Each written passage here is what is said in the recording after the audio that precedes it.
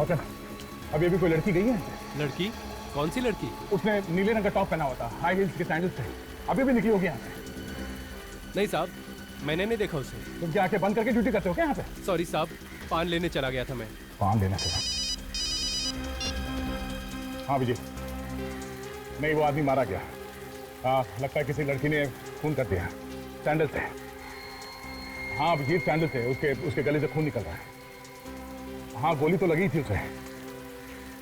ठीक है, मैं लाश को फॉरेंसिक लैब भिजवा देता हूँ। ओके।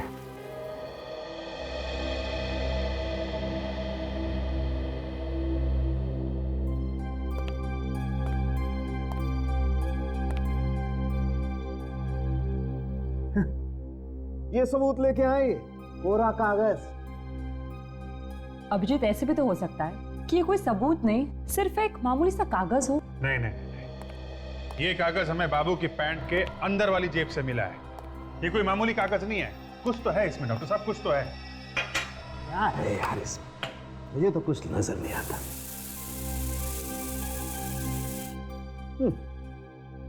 मेरा जीवन कोरा कागज कोरा ही रह गया।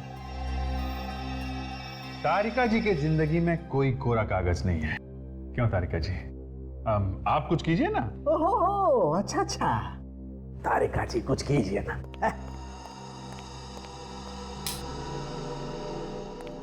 बॉस, कुछ इंक ऐसी होती हैं जो अंधेरे में चमकती हैं।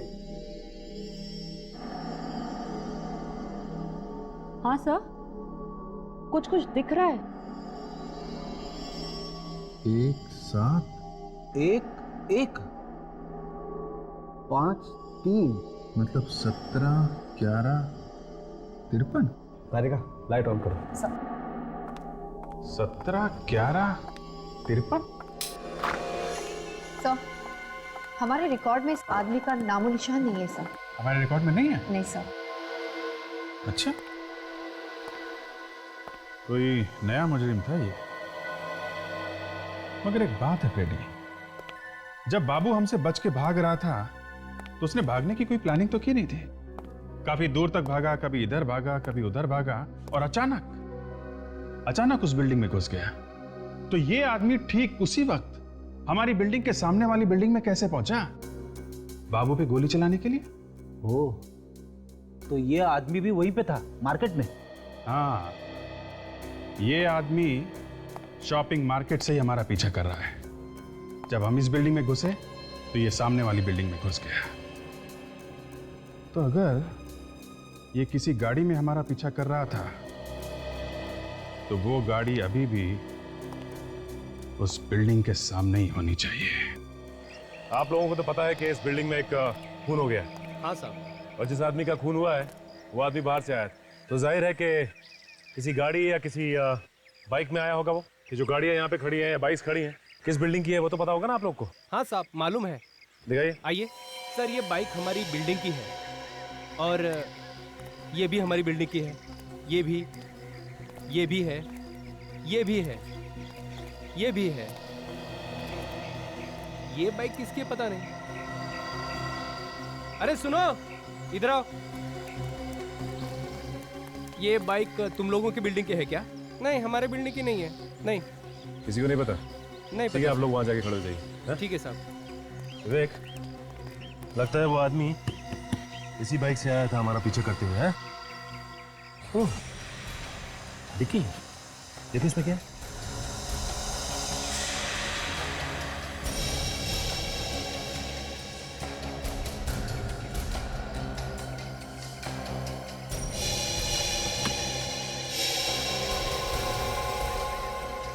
राइफल रखने का बॉक्स।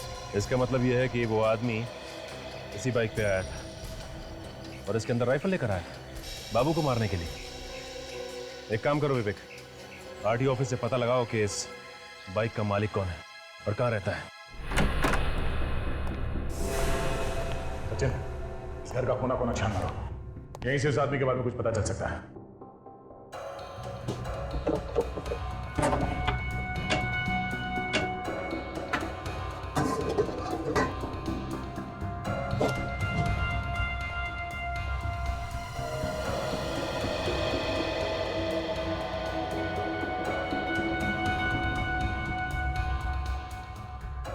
बलीपुर का अखबार है। 15 जुलाई 2008। कहीं आदमी वहीं का तो नहीं? हाँ सचिन, ये आदमी वही का है। ये देखो फोटो छपी है उसकी अखबार में। विजय नाम है इसका, चैंपियन शूटर है, आग बंद करके भी निशाना लगा सकता है। इसीलिए इसने बाबू पे उतनी दूर से निशाना लगाया। शार्प शूटर जो है ये। कौन हो तुम लोग? अंदर कैसे है? इतना चिल्लाएगा तो फेफड़ों में से हवा निकल जाएगी। हम लोग सीआईडी से हैं। सीआईडी? तुम कौन हो? मेरा नाम सुमेश है, इस विजय का पड़ोसी। बाहर से दरवाजा खुला देखा तो सर मिलने चला आया। वो 3-4 दिन से घर नहीं लौटा ना, इस वजह से। और अब लौटेगा भी नहीं। क्या मतलब?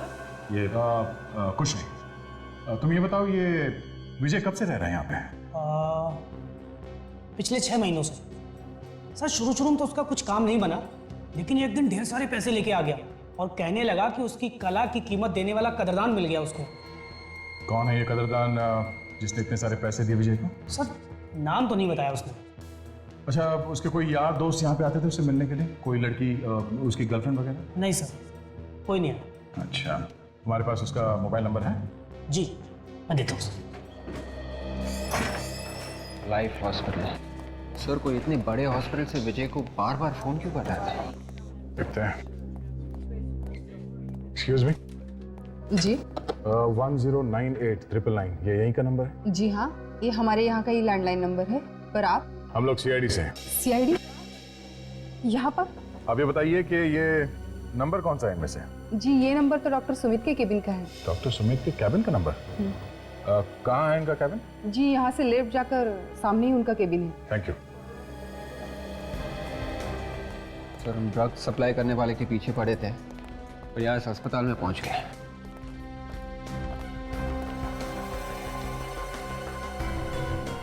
ठीक वैसा ही सैंडल के हील और परफ्यूम की खुशबू भी कुछ वैसे ही है।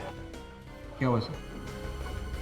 बिल्डिंग में लिफ्ट के पास जिस लड़की को देखा था मैंने, उसने भी ऐसे ही सैंडल पहन रखा था और परफ्यूम की खुशबू भी कुछ यही इसी तरह की थी।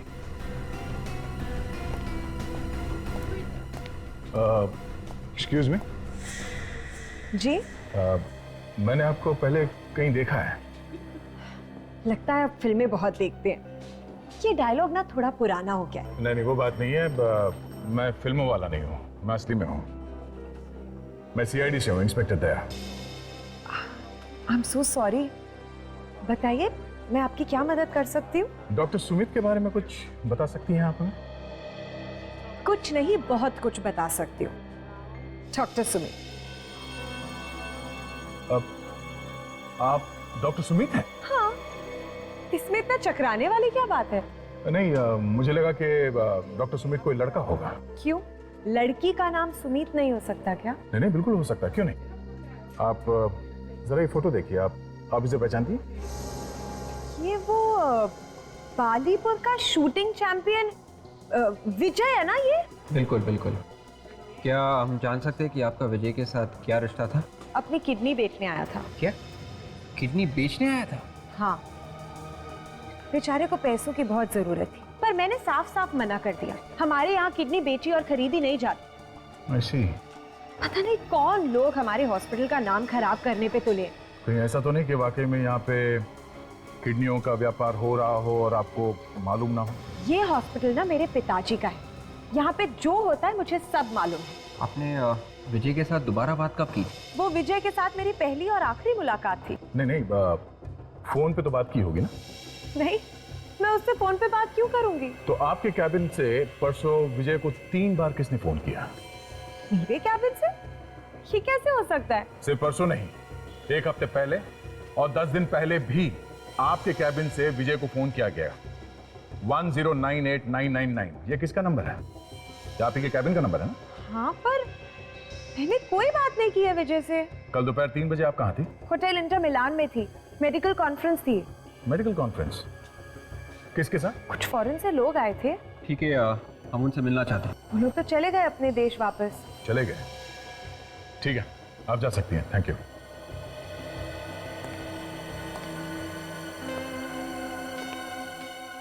विवेक, हमें इस पे नजर रखनी होगी।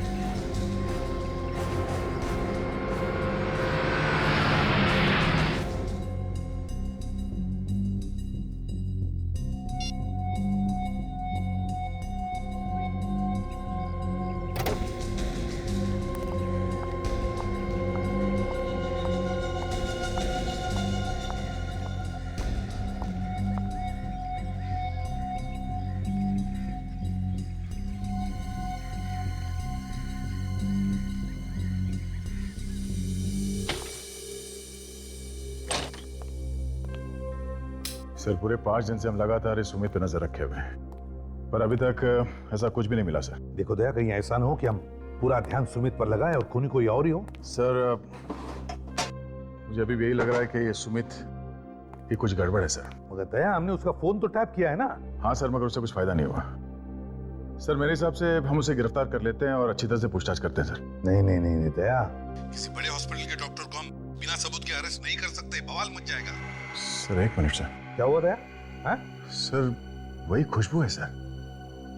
सर वही परफ्यूम की खुशबू है जो मुझे वहां लिफ्ट के पास में आई थी, और हॉस्पिटल में ऐसा ही कुछ परफ्यूम लगाया था इस सुमित ने। दया, घर चेक करो, ये सुमित शायद तुम्हारे घर में ही होगी।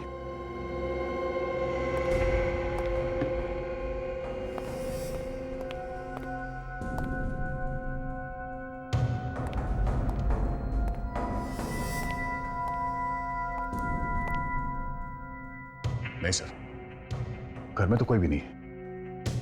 कोई भी नहीं तो फिर वो परफ्यूम एक ही हो सकता है दया। ये सुमित तुम्हारे घर में गई थी जब तुम घर में नहीं थे। मगर सर हम लोग तो लगातार उस पर नजर रखे हुए थे। अगर वो यहाँ पे आती मुझे या सचिन को पता चल जाता सर। ठीक है, लेकिन तुम होशियार रहना दया। मैं विवेक को फोन करके कहता हूँ कि लाइन हॉस्पिटल में जाकर पिछले 1 महीने में जितने भी ऑपरेशन हुए सबकी लिस्ट लेकर आने को। ठीक है सर, गुड नाइट। होशियार रहना।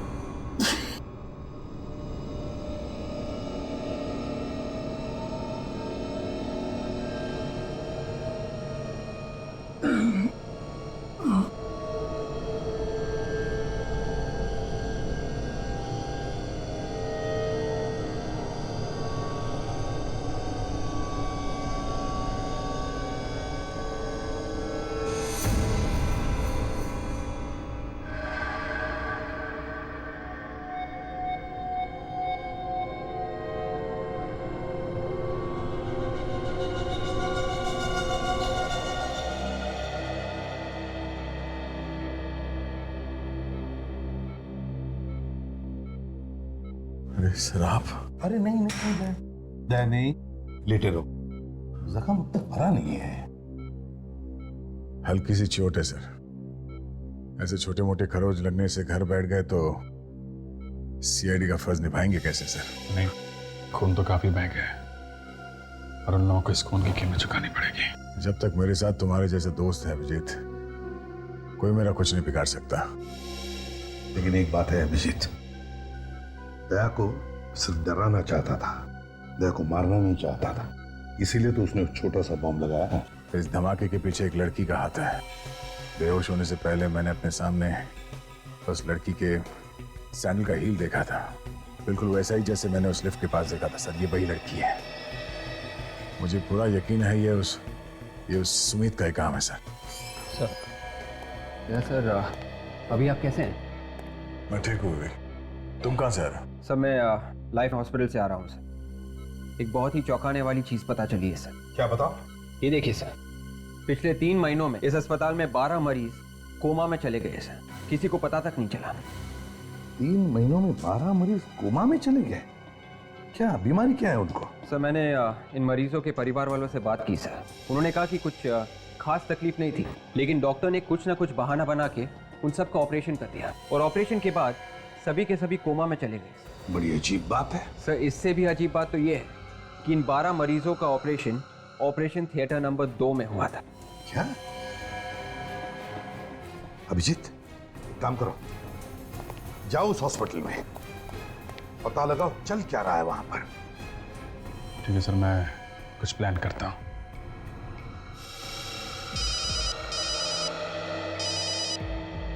आप रेडी? अच्छा ठीक है, तुम रुक जाओ वहीं पर। हाँ हम लोग आते हैं। ओके। फ्रेडी का फोन था, कह रहा था बाबू को कभी भी होश आ सकता है।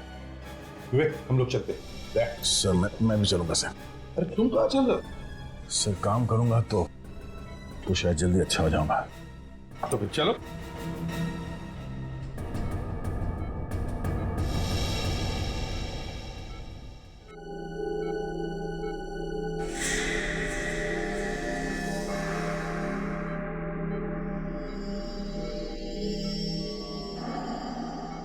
हाँ भैया, मैं लग तो कुछ हॉस्पिटल जैसा ही रहा है।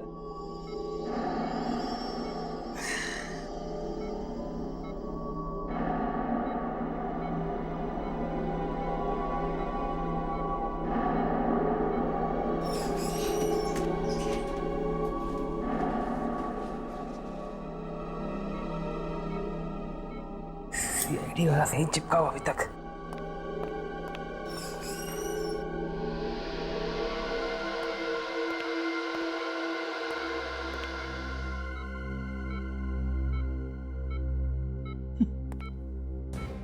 कुंभकर्ण की नींद सो रहा है। डॉक्टर ने तो कहा था कि इसे कभी भी होश आ सकता है।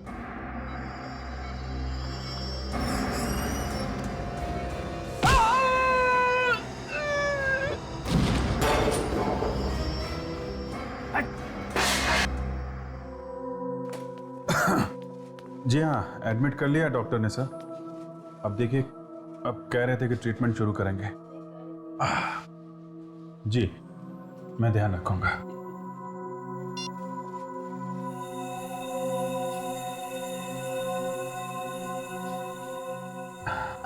जी क्या नाम है आपका बेटा? सुनील। क्या हुआ इनको? पता नहीं, एकदम ठीक था लेकिन अचानक से उल्टियां शुरू हो गई। तो डॉक्टर ने क्या बताया? ये कह रहे थे कि बीमारी का कुछ पता नहीं चल रहा है, इसका ऑपरेशन करना पड़ेगा। अजीब बात है, बीमारी का पता नहीं और ऑपरेशन करना पड़ेगा। किस बात का ऑपरेशन भाई? अब इस चीज के बारे में हमें कोई जानकारी नहीं है। हम तो चाहते हैं कि हमारा बेटा ठीक हो जाए। आप जी कब कर रहे हैं ऑपरेशन? ये आज रात 11 बजे। आप आराम करिए।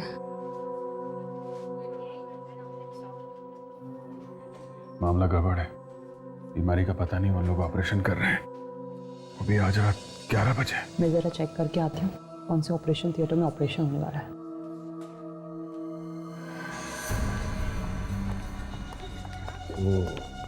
कैसी तबीयत है आप? ठीक है।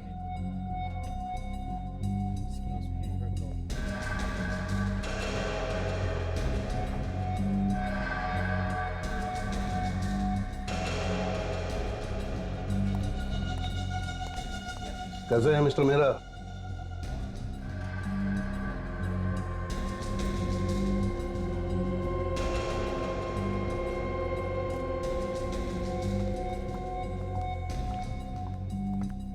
अरे तुम बैठे क्यों हो? बस ऐसे ही। चलो लेट जाओ, चेकअप कर लेते। चलो।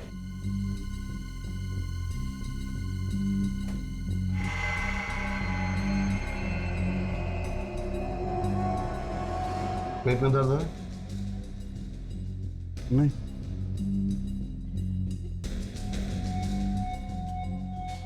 हार्ट बीट रुक रुक के चल रही है। सुमित, इन्हें टैक्सी में ट्रीट दे दो ताकि जब तक इनका कंप्लीट चेकअप हो इनकी धड़कन ठीक ठाक चलती रहे।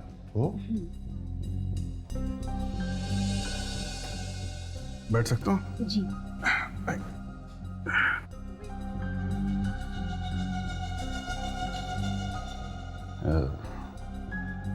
एक सेकेंड, ये देना,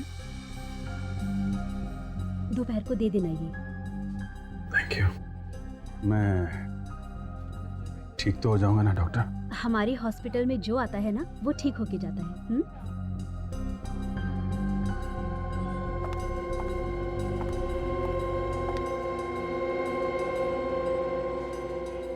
लंबी लंबी सांस लो बेटा। और लंबी सांस, और लंबी सांस। दर्द हो रहा है? एक्स्ट्रा माइटेक दे देना इसे कैप्सूल।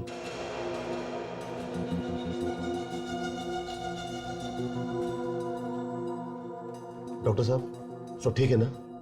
सर्जरी करानी है ना, इसलिए कुछ दवाई दी है, सब ठीक है। ओके डॉक्टर चलिए।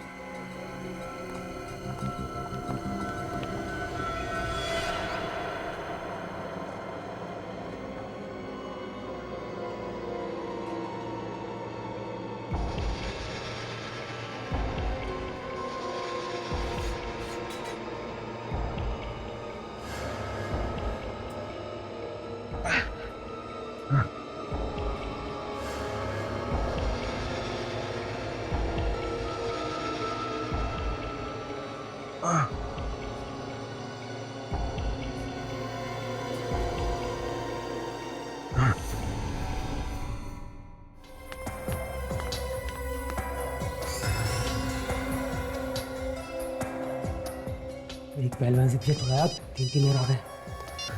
हाँ फ्रेडी, क्या बाबू भाग गया? अरे मगर तुम कहाँ थे? अच्छा ठीक है, बाबू भाग गया, चलो देखते हैं। वो रास्ता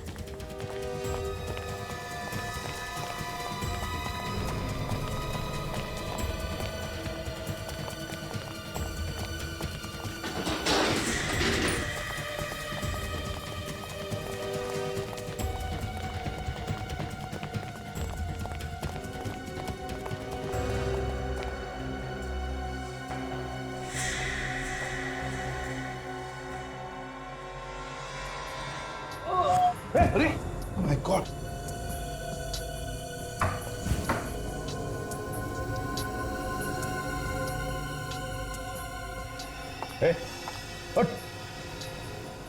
बाबू बाबू बताओ किसने मारा तुम्हें चाकू? डॉक्टर चाकू किसने मारा? बाबू जिन लोगों के लिए तुम काम करते हो उन्हीं ने मारा है तुम्हें ये चाकू। बताओ कौन थे वो? हाँ बाबू, बाबू अच्छा बाबू बताओ, 17-11-53 क्या मतलब, क्या है उसका बताओ। हाँ हाँ हाँ कोशिश करो बाबू।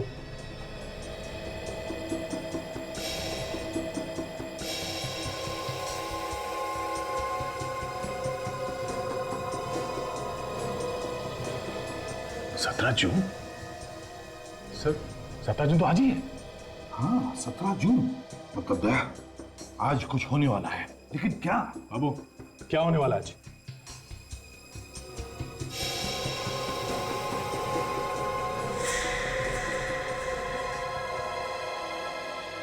तो मर गया सर, मर गया।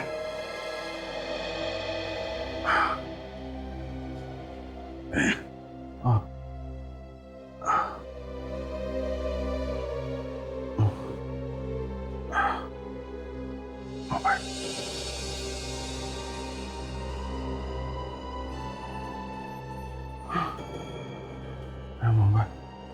मोबाइल कहाँ गया? अभी तुम्हारा शक बिल्कुल सही निकला। सुनील का ऑपरेशन भी थिएटर नंबर 2 में है। तारिका मुझे क्या हुआ तुम्हें? चक्कर आ रहा है मुझे। तो कैसे? हाँ। पानी, शायद पानी में कुछ था। एसीपी साहब को फोन करो जल्दी।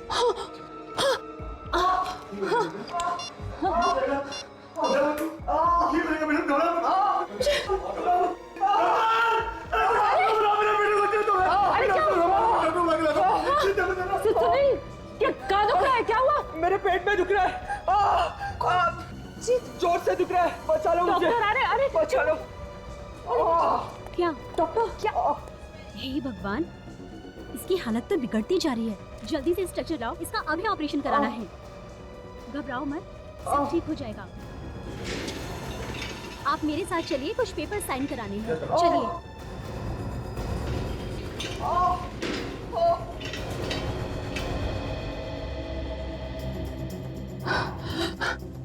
अगर जल्दी इन्हें नहीं रोका तो शायद सुनील भी कोमा में पहुंच जाएगा। एसीपी साहब। हाँ एसीपी सर को फोन लगाती हूँ।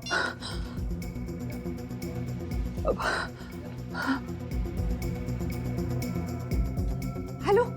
एसी बता। हेलो हेलो तारिका, हेलो तारिका, हेलो हेलो तारिका, क्या हुआ तारिका?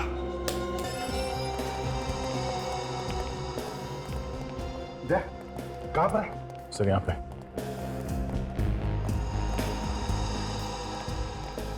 अरे सर, अभिजीत और तारिका दोनों का इसी बेड पे था अभिजीत? हाँ सर, यही था। अरे सर, कहीं दोनों को कुछ हो तो नहीं है? हाँ?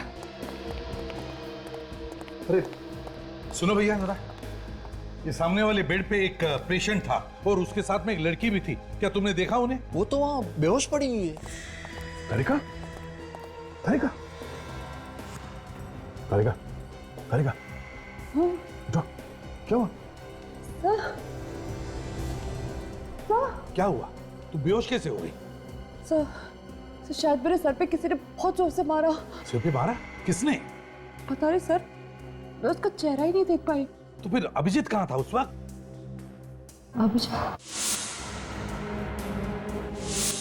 अभिजीत को तो पहले ही किसी ने वो नशे वाली दवाई दे दी थी।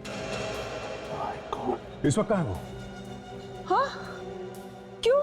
वो वार्ड में नहीं है? नहीं, वार्ड में नहीं है वो। इस वक्त कहाँ है, कुछ पता है तुम्हें? सर वो लोग आज एक और ऑपरेशन करने वाले, ऑपरेशन थिएटर नंबर 2 में। Operation theatre number 2? वो लोग शायद अभिजीत को भी वहीं ले गए हो। Let's go sir. ये रहा ऑपरेशन थिएटर। यहाँ पर तो कोई भी नहीं है।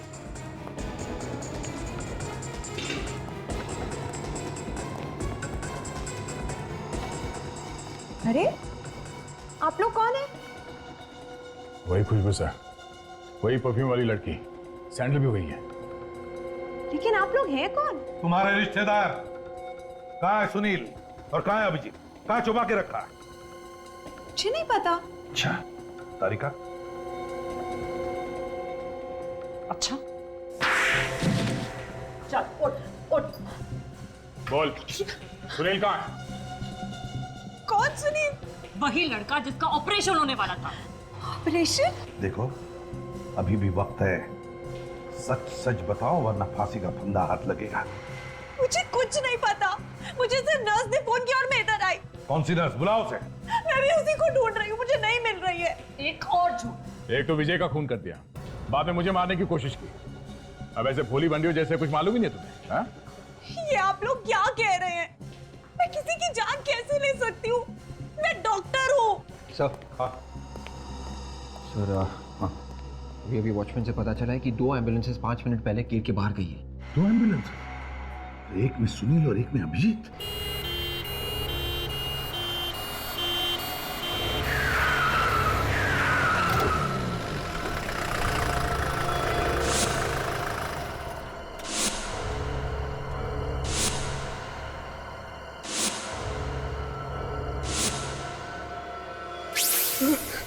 मम्मी प्लीज मुझे जाने दो, मैं हाथ जोड़ता हूँ, मुझे छोड़ दो। अरे इतना घबरा क्यों रहे हो बेटा? हमने कहा ना कि जल्दी छोड़ देंगे। बस एक बार तुम्हारी किडनी निकाल लें, फिर तुम हंसते खेलते घर चले जाना। एक डॉक्टर हो के ऐसा घिनौना काम करते हुए बहुत शर्म आती है, लेकिन मैं क्या करूं? जब भी देखता हूं ना कि हर तीसरे आदमी की किडनी खराब है और नई किडनी नहीं मिल रही है ना, तो मेरी शर्म से अपने आप ही मर जाती है। हम दुनिया का भला कर रहे हैं, लोगों की जान बचा रहे हैं, और तुम्हें लगता है हमें शर्म आनी चाहिए? चलो ऑपरेशन शुरू करते हैं। अंकल प्लीज मुझे बचा लो अंकल। घबराओ नहीं बच्चे, मैं हूं।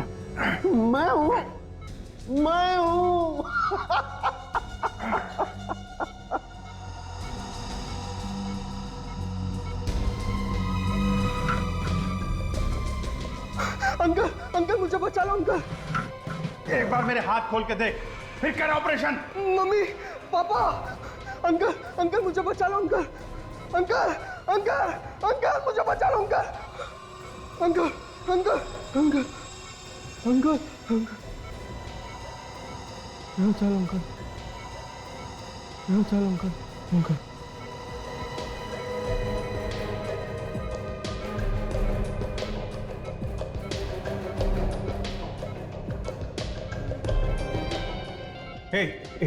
एक मिनट रुको। तुम लोगों को किडनी चाहिए ना? तुम मेरी किडनी ले लो, लेकिन बच्चे को जाने दो प्लीज। तू बेच रहा है किडनी? अच्छा ठीक है, तेरी ले लेते हैं। हाँ फ्री में ले लो। मैं मुफ्त में दे दूंगा, लेकिन प्लीज बच्चे को छोड़ दो।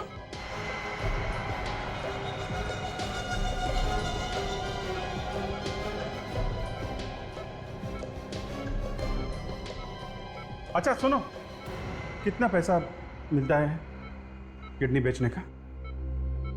ये तो धंधे पे उतर आया। तो तुम हमारे धंधे में पार्टनर बनना चाहते हो? हाँ?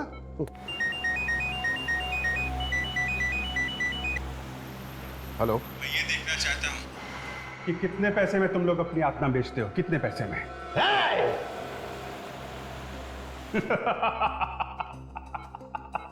एक बात तो बताना मैं भूल गया तुम लोगों को। क्या? बाबू की जेब से हमें कोड मिल चुका है 17/11/53। सीआईडी में सब लोगों को मालूम है 17 जून की रात 11 बजे मड आइलैंड के 53 नंबर बंगले में तुम ये ऑपरेशन करने वाले हो।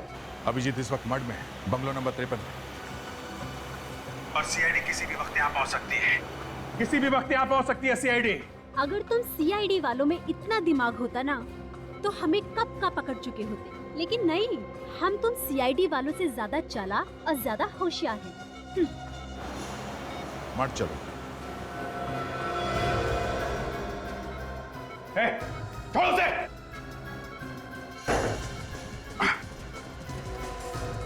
क्या कर रहे हो तुम? हट जाओ।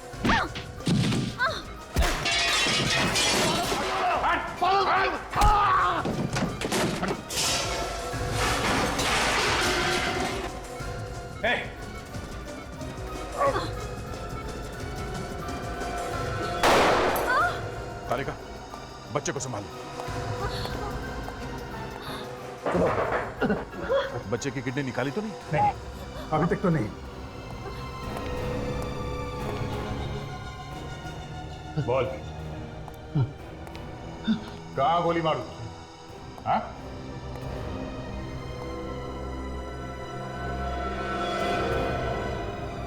सुमित,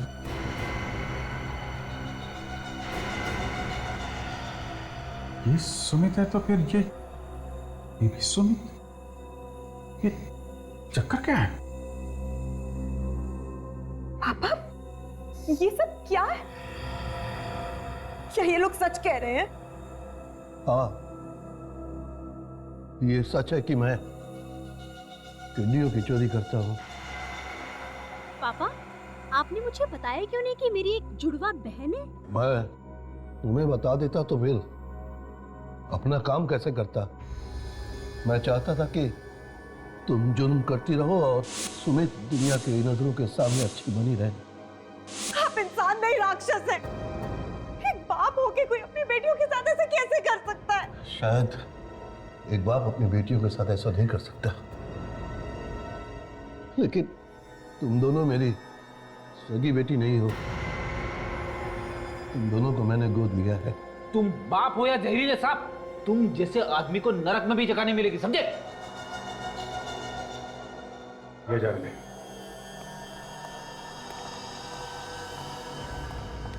उनके पापों की सजा तो अब अदालत तय करेगी। प्लीज मेरी बहन को मत लेकर जाओ। इसने जो किया वो सब इस आदमी के कहने पर। इसे जो संस्कार मिले इसने वही सही समझा। सीखो कुछ अपनी बेटी से, लेकिन रिश्तों की अहमियत तुम्हें क्या समझ में आएगी?